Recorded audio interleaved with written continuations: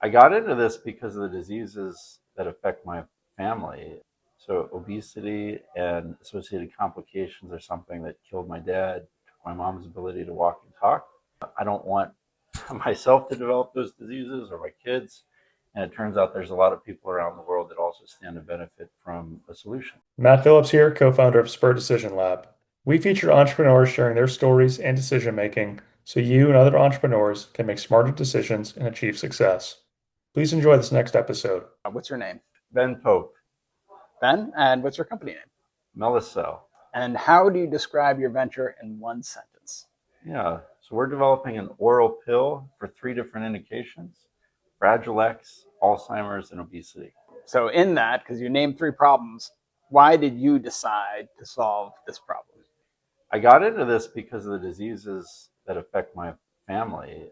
So obesity and associated complications are something that killed my dad, took my mom's ability to walk and talk. I don't want myself to develop those diseases or my kids. And it turns out there's a lot of people around the world that also stand to benefit from a solution. Sure. And in your journey, because you've had quite a journey already, Yeah.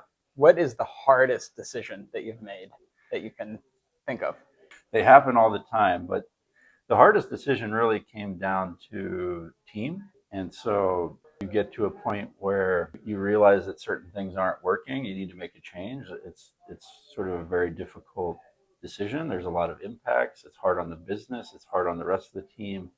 And so we just had a situation with a team member where we needed to go in a different direction. They were a co-founder. And so, yeah, it was extremely difficult, but ultimately the right thing. And any decisions that you can think of that you've made that didn't go so well, and that if you could do them over, you would do them differently? I mean, a number of them, yeah. I'm a first-time founder. We make poor decisions all the time. You kind of have to, right? Like, I think action is better than inaction. And I love the idea of 1 versus 2-way doors. And if it's a 1-way door, you need to really think a lot about it and make sure it's the right decision. If it's easily undone, but it still makes sense to move forward with the decisions you have, you should go ahead and do it probably as quickly as possible. We're making bad decisions all the time, but we're quickly iterating and fixing those decisions as quickly as possible. What are your key decision-making elements and processes, and why are those the elements and processes that you use? 2 things.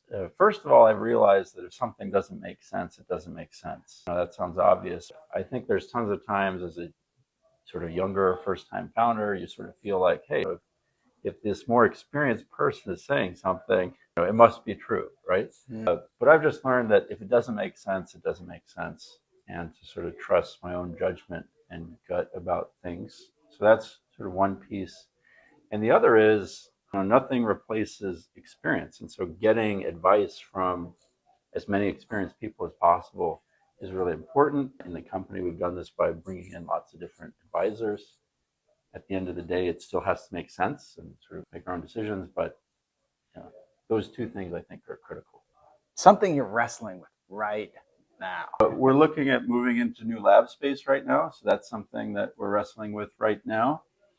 We're fundraising right now. So we're right on the cusp of a big value inflection point going into the clinic. And so we need to raise funds to do that. So that's something we're very excited about. I hope your venture succeeds. Really important work, great pitch, and good stuff, Ben. Imagine you had the power to cure either intellectual disability, obesity, or dementia. Which would you choose? For me, this would be a hard choice because these diseases killed my dad, took my mom's ability to walk and talk, and left my brother dependent on caregivers from the day he was born. So at Mellicell, we're not choosing between these 3. We're developing a pill to eliminate all 3. How can one pill do all of that? We discovered a novel target, MNKs, that's shared between all 3 of these diseases. It's a genetic switch that works in response to a ketogenic diet, so explaining its role in obesity. And it also controls amyloid precursor protein, which causes Alzheimer's and is a biomarker in intellectual disability like Fragile X.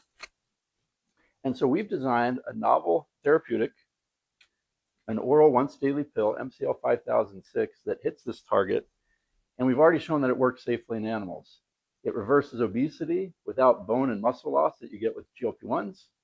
It also rescues intellectual disability and normalizes amyloid levels to protect against Alzheimer's. And so which one of these are we going to focus on first? Well, Fragile X. And here's why.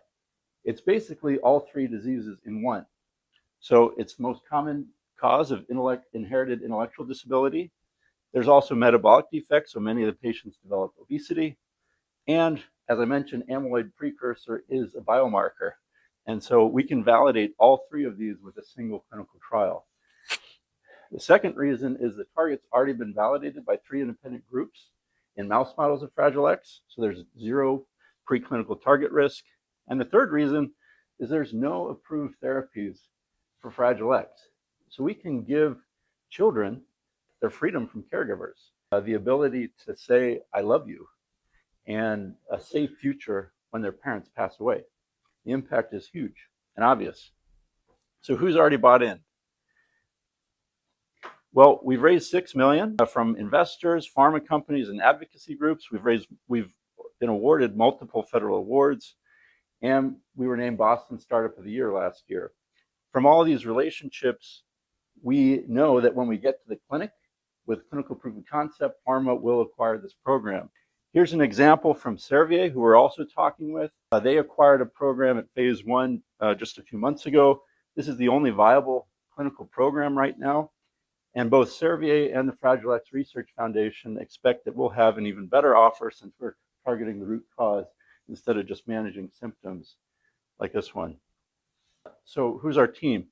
We are world-class oral small molecule drug developers with track records that include $1 billion in pharma deals and the translational biology of Ozempic, experience all the way to market, renowned clinical experts from Harvard Medical School, and a big pharma chief medical officer. We've worked together for years. We know how to execute. We've already completed milestones that we set years ago. And so now we're raising $14 million to conduct that single clinical trial that will validate all 3 disease indications. Validating 1 will give us a 20x growth in that time period next year. All 3 will be on NASDAQ. So don't choose between those 3 diseases, choose Mellicell. Thank you. Now that you've heard the story and the investor pitch, where are you in your startup journey? What decisions are you wrestling with? Comment below or take a quick survey, and we'll let you know just how investor ready you are.